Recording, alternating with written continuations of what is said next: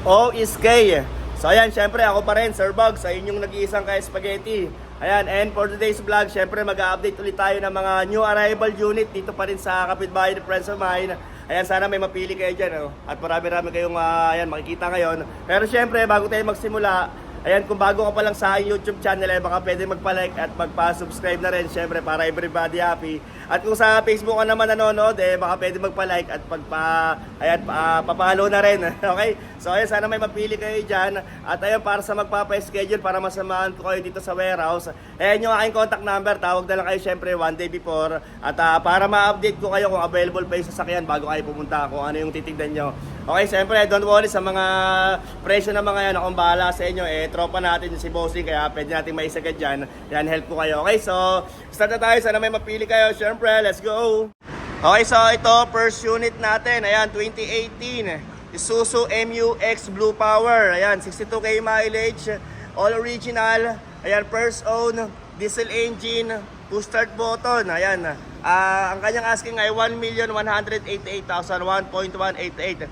Pero sa kanyang kulay, para siyang dark brown. Ayan, oh. Chocolate brown or medyo may pagka-maroon eh. Ewan ko lang kung anong exact na tawag sa kulay na yan, oh. Pero ito, napakasariwa niya, oh. So ayan, sa mags, napakaganda ng kanyang mags. At sa gulong, napakakapal po. Balinaw ng cellphone ko ngayon, ha. Wala siyang flashlight, pero kita nyo sa ilalim, oh. Kitang-kita, oh. Ha? So ito, medyo na to, oh. Ayan, meron tayong online bank transfer or GCash para sa reservation. Siyempre, pakita ko lang yung loob na ito. Ayan, push start button, first own. 62k mileage only. So ito yung kanyang loob, oh. So ayan, amoy na kulob, oh. Pero naka leather seat. Ayan, merong maliit na LCD monitor. Sariwang dashboard, oh. Ayan, oh. May nyo na to. So ito, meron na rin siyang sidings, oh. 3.0 engine. Ayan, naka garnish set na rin. Full garnish set na chrome. Naka tint with rain visor. Ayan. So ito naman yung kanyang likuran. So ito, MU-X Isuzu. Ayan, meron na rin ba camera. Okay, 3.0 engine Blue Power. So ayan, 62k mileage. Not sure kung anong tawag sa eksaktong kulay na ito. Mamaya check ko sa kanya papel. Okay, so ulitin ko, 2018 Isuzu MU-X 3.0 Blue Power. Ayan, 62k mileage, diesel engine. Ayan, all original, first own. 1,188,000, 1.188. Okay, so next tayo sa ibang unit. Okay, so ito, next unit natin, 2019 Mitsubishi Expander GLS. Ayan, gwapo lang syempre, kulay red. At ito, napakababa ng mileage nito. 23k mileage only. Ayan, automatic transmission, first own, push start button. Ayan, all original. Ayan, sa katuton mag, sa gulong parang bago pa, oh. Yung ganda nito, parang bago pa itsura nyo. So, ang asking nito ay 838,838. So, check natin siyempre ito, naka rain visor na rin, tint. Ayan, naka full garnish set na rin. Ayan, dito naman yung kanyang likod, oh. Ganda nito, parang bagong-bago pa, oh. Ayan, meron na rin ba camera and back sensor, may dalawa sa likod. Ayan.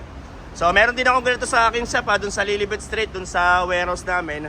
Pero 2019 GLS Sport naman yung kulay black, 818 lang. Pero ito 838 eh. Pero syempre, nasa sa inyo naman yun eh. Pero ito maganda to. So, ang kanyang sakto mileage ay 23,445. Ayan, ganun din sariwang dashboard. With LCD monitor, wala lang siyang seat cover. Ayan, at sa mga gusto magpagawa ng German leather seat cover sa inyong mga sasakyan, ayan, mag-follow at mag-like kayo sa Facebook page na yan, sa Sir Bug Seat Cover. Ayan. Diyan na lang kayo magtanong sa design at para sa price, okay? So, ulitin ko to. Okay, so ayan, 2019 Mitsubishi Expander GLS, kulay red, automatic transmission, first own. Ayan, 23k mileage only, 838,838. Okay, so next unit tayo.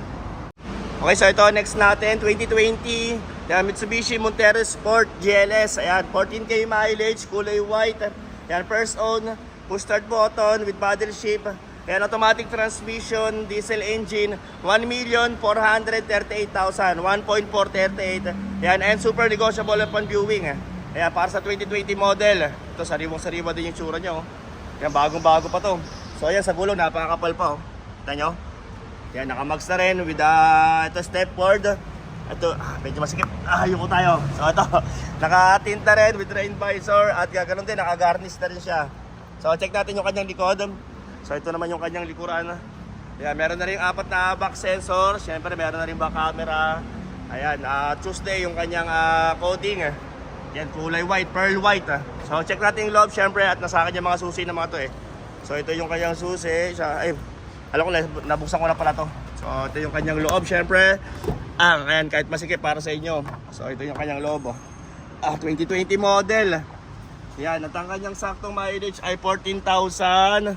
Ayan, oh. Kita nyo ba? Medyo masikip lang, hindi ako masyado makasuong eh. So ito, meron LCD monitor, sariwa oh. Tsaka amoy bagong nakulob. Ayan, 2020 model, 14K mileage. Siyempre, 20,000 ang reservation nila dito, mapa-cash or financing. And para sa nag-request na mababa down payment, ayan, pagpunta nyo na lang dito para ma-interview kayo ni financing. Okay, so ulitin ko na lang to. Okay, so ayan, 2020 Mitsubishi Montero Sports GLS. Ayan, automatic transmission, 14K mileage, kulay white, first owned, all original. Ayan, with paddle shift, back camera, and push start button. Ayan, 1,438,000, 1.438. Okay, so lipat tayo sa iba. At ito, next natin, ayan, 2017 Honda BRV. Ayan, B variant, automatic transmission, kulay gray, first own.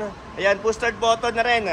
Ayan, all original, 698,000 ang kanyang asking, 698,000. At ulitin ko, para sa mga susi na mga unit dito, syempre, pag repossess, madalas talaga isa lang eh. At ayun, pa-duplicate na lang kayo kung sakali. Okay, so pakita ko lang yung loob, syempre, at para ma-check natin yung saktong mileage na ito. Buksan natin. Actually, binuksan ko na pala to. So ito yung kanyang loob. Ayan, Honda. Sariwa rin yung loob na ito, 2017 model. Ayan, push start button. Not sure kung ito yung top of the line ha, B variant to eh. So ayan, naka leather seat na rin. Ayan, liwalag ang linaw ng cellphone ko ha. So start natin para makita natin yung saktong mileage. So ayan, let's start. Ayun, so ang kanyang saktong mileage ay 78,000. Okay, ba't automatic na umiilaw tong ano? So ayan yung kanyang loob, sariwa oh. Ayan, meron siyang maliit na monitor din, meron nakadikit dito. Ano ba to? Baka dati pinagdikitan ng cellphone holder. Ayan, sariwang dashboard. Ayan, ayos sa cellphone ko, umiilaw yan. Lumalabas yung flashlight niya automatic pag madilim mo. So ayan, mind nyo na to, syempre. So save nyo yung aking contact number ha, para sa mga gusto magpa-schedule. Okay, so ayan, ulitin ko, 2017 Honda BRV. Ayan, B variant, kulay gray, automatic transmission, 78K mileage. Ayan, gas engine, 7-seater, first owned, all original. Ayan, push start button. 698,000 ang kanyang asking. 698,000.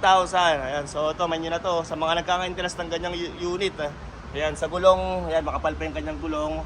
Ayan, nakatuton, magsaren. Okay, so lipat tayo sa iba. At ayan, marami pa tayong mga ibang new arrival dito. Kasi iba, wala pa mga details dahil bagong dating pa lang. Ayan, yung iba kasi nililinis pa nila. Okay, so hanap muna tayo ng iba pang unit. At ito, meron tayong isang L300 na bagong dating ngayon. Ayan, kulay white. 2022 model, low mileage. Ayan, 858,000 yung kanyang asking. 858, pero sa saktong mileage, check ko nga kung bukas to. Ay, bukas pala. So, check natin. Ayan, parang bago to isang yan, oh. Ayan, sa gulong, sa loob. Ayan, sa katawan. Ayan, parang 2022 model. L300, 858 yung asking nito, pero sa saktong mileage, hindi ko makita eh. Ayan, pero to sariwa to. Oh, ito, may nyo na to. Isa lang tong dumating ngayon eh. Kasi may mga ibang L300 nasa likod, hindi ko ma-vlog eh. So ito, 2022 model na L300, kulay white, manual transmission, diesel engine, 858,000. 2022 model. Okay, so hanap pa tayo iba. So ito, next unit natin. Kaso hindi ko lang mapakita yung saktong mileage niya dahil wala sa akin yung susi. So ito, 2014 Mitsubishi Montero GLSB. Yan, as Victory. Okay, automatic transmission, 4x2, kulay bronze, all original, ayan, A1 condition, 738,000 ang asking nito, 738,000. Yan, 2014 GLSB. So ito sa gulong, makapal pa naman. Ayan, naka-stepboard na rin. Ayan, formado, loaded, with paddle shift, 738,000 para sa 2014 Montero Sports GLSB ang kanyang variant. Automatic transmission, 4x2, okay? So next tayo sa iba. Okay, so ito, next unit natin, 2016 Ford Everest Titanium Plus. And automatic transmission, 4x2. Yung kanyang kulay para siyang grayish blue. Ayan, swerte makakakuha na ito. Dalawa yung kulay, grayish na blue pa. So ayan, 1,088,000 yung kanyang asking. Pero sa saktong mileage, sarado kasi. Iba yung mga... Ay, bukas pala to. So check natin yung loob. Buti na bukas. Ayan, 1,088,000 para sa 2016. So, ayan, hindi lumalap. Ayun, ang kanyang saktong mileage. Ang baba, 24,010. Ayan, o, kita nyo ba? Ayan, naka-leather seat na rin, Titanium Plus. Plus, ayan, meron na rin to sunroof po, yun, oh. Ay, kita nyo ba? So ayan, medyo madilim sa bandang taas pero maliwanag naman, kita naman yun dito. Yung sa may bandang kisame lang, oh, sana makita nyo. So ayan, naka leather seat na kulay, ano ba to? Kulay cream. Ayan, sariwa yung loob na ito. 1,088,000 para sa 2016 Titanium Plus. At si bossing dito, napakadali kausap po. Ayan, basta pasok na yung tawad natin, tulungan ko kayo, bibigay niya yan. Okay, so ayan, para sa sample quotation, comment na lang kayo. Okay, so ayan, ulitin ko, 2016 Ford Everest Titanium Plus. Ayan, 4x2, automatic transmission, kulay gray, parang grayish blue ang kanyang kulay. Ayan, first own, all original. Ayan, 1,088,000 ang kanyang asking. 1,088,000 and super negotiable pa viewing. So ayan, sa kanyang gulong makapal pa, oh. Okay, naka-step board na rin. Ayan, naka-tint. Okay, so lipat tayo dito sa Fortuner. Ito, napakasariwa na itong isang to. Ayan, meron tutumingin kahapon kaso hindi sila nagkasundo sa presyo dahil masyadong mababa yung tawad eh. So ito, 2020 Toyota Fortuner G. Ayan, automatic transmission, kulay black. Ayan, diesel engine, first own, 4x2. Ayan, alam ko nasa 20k lang yung mileage na ito, 20k or 21,000 eh. Ayan, sariwa rin yung isa yan. 1,388,000 naman itong isa. Ayan, 1,388,000 sariwa yan, oh. Ayan, konting pagpag talaga, mukha na yung bago. Ayan, sa mags. Ayan, two-tone, sa gulong, ayan, makapal pa. Ayan, with stepboard na rin, pero kung bukas to, check natin. Ayan, buti na lang bukas, ha. So ito yung kanyang loob. Ayan, wala siyang seat cover. G variant siya, 2020 model. So tama nga ako, 21,000 yung mileage niya. Ayan, kasi ito, nagustuhan to nung unang tumingin kaso hindi sila nagkasundo sa presyo dahil sobrang baba ng tawad niya. So ito naman yung kanyang puwan sa likod at ito naman yung kanyang likuran. So ayan, meron na rin dalawang back sensor. Ayan, Fortuner 2020 model, kulay black, automatic. Okay, so ulitin ko, ayan, 2020 Toyota Fortuner G, as guwapo. Ayan, automatic transmission, 4x2, kulay black, first own, 21k mileage. Ayan, diesel engine, 1,388,000, 1.388. Okay, so next tayo sa iba. Ito ang next unit natin, ayan, 2019 Hi-Ace Super Grandia. Ayan, kulay white, automatic transmission, LXB ang kanyang variant. Super Grandia LXB, so check na natin kung tama nga yung basa ko. So ayan, 2019 Hi-Ace Commuter LXB, yan, first own, 1,088,000, 1,888,000, okay? So ayan, kaso sana bukas, parang, ayun bukas, puti na lang bukas. So ito yung kanyang loob, oh. Yan, 2019 Hi-Ace Super Grandia LXB. Napakaganda ng loob na ito, parang pang-artista, oh. Yan, sa bagay yung presyo pang-artista rin, 1,888,000, 1.888. Ewan ko, lagi maiit yung mga presyo nila dito eh. Pero hindi para sa akin yun, ha. Kasi bayad na ako dito sa vlogger, okay? So, ito naman yung kanyang gilid. Yan, check natin sa, ayan, nakabags na rin. So, check natin yung likod, syempre. Yan, para sa naghahanap ng automatic na Hi-Ace. Ito, mayroon ka ng Super Grandia, napalakas na ito, super. So, ito, may nyo na yun, oh. Yan, meron na rin back camera, may 4 na back sensor. Yan, Super Grandia LXB, kulay white, ha. Hindi ko nabilang kung ilang seater to, ha. So, check natin ulit, ha. So, ito yung kanyang loob. Ayan, buti na lang bukas. So, ayan, oh. Tsaka may bago na to. Meron na rin mga headrest, oh. Monitor sa headrest. Ayan, so, ayan. 8, 10 seater kasama driver. Ayan, ang ganda ng leather na ito. Pag tibay itong ganyan, eh. Okay, paggawa kayo ng leather seat sa, ano ko, kapatid ko, ha. Ayan, PM nyo yung Facebook page na yan para sa gusto magpagawa. Okay, so ayan, ulitin ko, 2019 Toyota Hi-Ace Super Grandia LXB. Ayan, low mileage, automatic transmission, kulay white. Ayan, diesel engine, first owned, all original, 1,888,000, 1.888. Ayan, pero super negotiable naman ang pan-viewing yan. Ayan, basta pasok na yan, bibigay na yung bossing niya sa tawad niya, okay? So, lipat tayo sa iba. At eto, meron pa tayo sa pang napakagandang bagong dating dito. So, nasa likod. Okay, so ito, 2018. Hyundai Santa Fe 2.2 diesel. Ayan, automatic transmission. Parang siyang grayish blue rin yung kulay nyo. Pero napakasariwa niya, parang bago.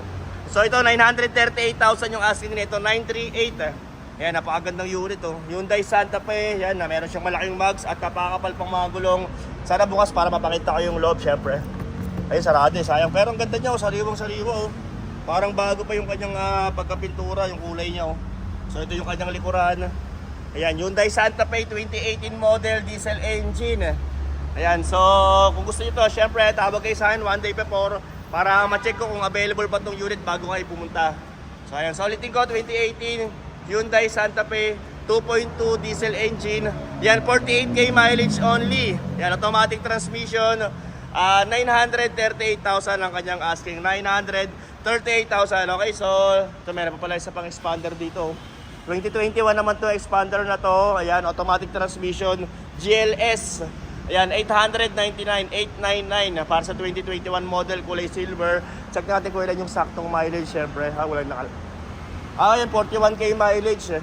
41,000 mileage para sa 2021 model na expander GLS, kulay silver. 899,000 ang kanyang asking. 899. At ito, meron pang Starex pala dito. So, check na natin kung meron na itong details. Hindi ko na nakikita. 2010 model. So ito 2010 model Starex Gold.